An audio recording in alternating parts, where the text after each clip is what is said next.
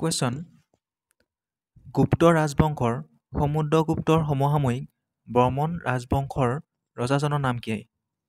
কুৱেশ্যনটো কৈছে গুপ্ত ৰাজবংশৰ সমুদ্ৰগুপ্তৰ সমসাময়িক বৰ্মন ৰাজবংশৰ ৰজাজনৰ নাম কি?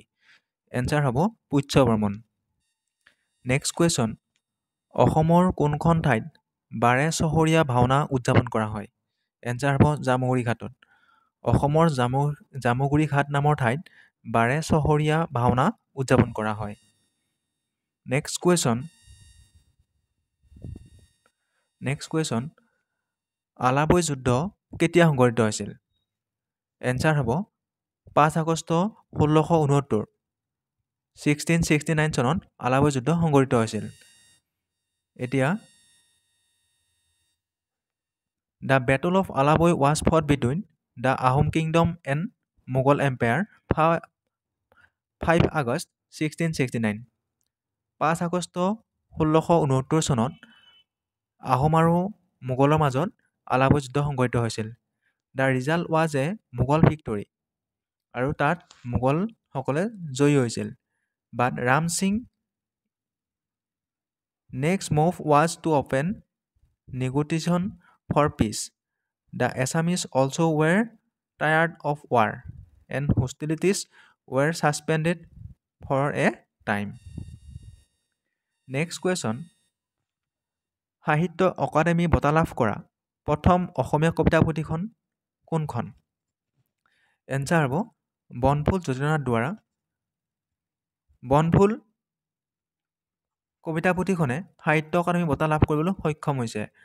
কিমান চনত? 1955 চনত। নেক্সট কুৱেশ্যন মোৱামৰীয়া বিদ্ৰোহৰ সূত্ৰপাত কাৰ শাসনকালত হৈছিল? এনচাৰ হ'ব লক্ষ্মীসিংহৰ দিনত মোৱামৰীয়া বিদ্ৰোহৰ সূত্ৰপাত হৈছিল। কিমান চনত? 1769 চনত।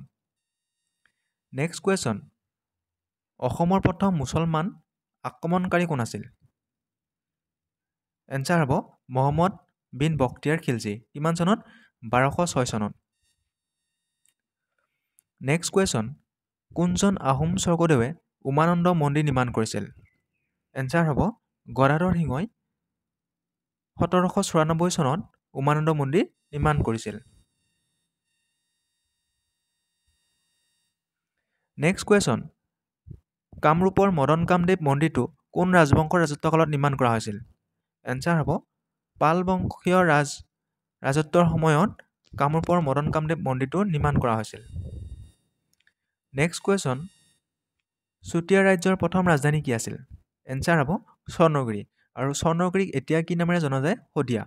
বৰ্তমানৰ শদিয়া চুতীয়াসকলৰ ৰাজধানী আছিল। নেক্সট কুৱেশ্যন দিহিঙীয়া ৰজাৰ আহোম নাম কি আছিল? এনচাৰ হ'ব চুহুংমুং। তেওঁক কি বুলি কোৱা হয়? চুহুংমুং বা দিহিঙীয়া ৰজা বুলি কোৱা হয়। নেক্সট কুৱেশ্যন কাৰ মৃত্যুৰ সৈতে বৰ্মন ৰাজবংশৰ শাসনকাল শেষ হৈছিল? এনচাৰ হ'ব ভাস্কৰ বৰ্মন। ভাস্কৰ বৰ্মনৰ মৃত্যুৰ লগে লগে বৰ্মন বংশৰ ৰাজত্ব শেষ হৈছিল, কাৰণ তেওঁ কুমাৰ আছিল। ভাস্কৰ বৰ্মন কুমাৰ আছিল। নেক্সট কুৱেশ্যন মাজুলীৰ চুক্তি কোন কেইজন ৰজাৰ মাজত স্বাক্ষৰিত হৈছিল? এনচাৰ আহোম ৰজা চুকাফা আৰু কোচ ৰজা নৰনাৰায়ণৰ মাজত 1563 চনত মাজুলীৰ চুক্তি স্বাক্ষৰিত হৈছিল। নেক্সট কুৱেশ্যন কোনজন আহোম ৰজাই প্ৰথমবাৰৰ বাবে মুদ্ৰা ব্যৱহাৰ কৰিছিল? এনচাৰ হ'ব চুকলেংমুং। চুকলেংমুঙে পোনপ্ৰথমবাৰৰ বাবে মুদ্ৰা ব্যৱহাৰ কৰিছিল। আহোমৰ শাসনকালত চুকলেংমুঙে পোনপ্ৰথমবাৰৰ বাবে মুদ্ৰা ব্যৱহাৰ কৰিছিল। নেক্সট কুৱেশ্যন যোৰহাটত আহোম ৰাজধানী কোনে স্থাপন কৰিছিল? এনচাৰ হ'ব গৌৰীনাথ সিংহই। কিমান চনত? 1794 চনত। 1794 চনত গৌৰীনাথ সিংহই আহোমৰ ৰাজধানী শিৱসাগৰৰ পৰা যোৰহাটত স্থাপন কৰিছিল। নেক্সট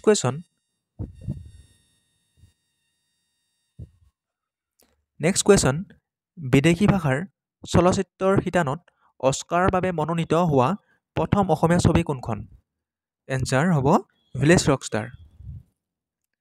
নেক্সট কুৱেশ্যন অসমৰ কোনখন ৰাষ্ট্ৰীয় উদ্যানত বনৰীয়া ঘোঁৰা পোৱা যায়? এনচাৰ হ'ব ডিব্ৰু চৈখোৱা ৰাষ্ট্ৰীয় উদ্যানত বনৰীয়া ঘোঁৰা পোৱা যায়। নেক্সট কুৱেশ্যন, হোলোঙাপাৰ গিবন অভয়াৰণ্যখন ক'ত অৱস্থিত? এনচাৰ হ'ব যোৰহাটত। যোৰহাটত হোলোঙাপাৰ গিবন অভয়াৰণ্য আছে। নেক্সট কুৱেশ্যন, সংগীত নাটক অকাডেমি বঁটা লাভ কৰা প্ৰথম অসমীয়া মহিলা কোন আছিল? এনচাৰ হ'ব প্ৰতিমা বৰুৱা পাণ্ডে সংগীত নাটক একাডেমি বঁটা লাভ কৰা প্ৰথমগৰাকী অসমীয়া মহিলা।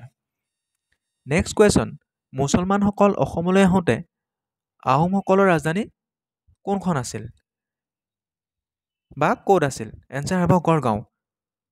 মুছলমানসকলে অসমলৈ আহোঁতে আহোমসকলৰ ৰাজধানী ক'ত আছিল বা কোনখন আছিল? এনচাৰ হ'ব গড়গাঁও। নেক্সট কুৱেশ্যন, নতুন শিক্ষানীতি 2020 গ্ৰহণ কৰা প্ৰথমখন ৰাজ্য কোনখন? এনচাৰ হ'ব অসম। অসমে 2020 শিক্ষানীতি গ্ৰহণ কৰা প্ৰথমখন ৰাজ্য।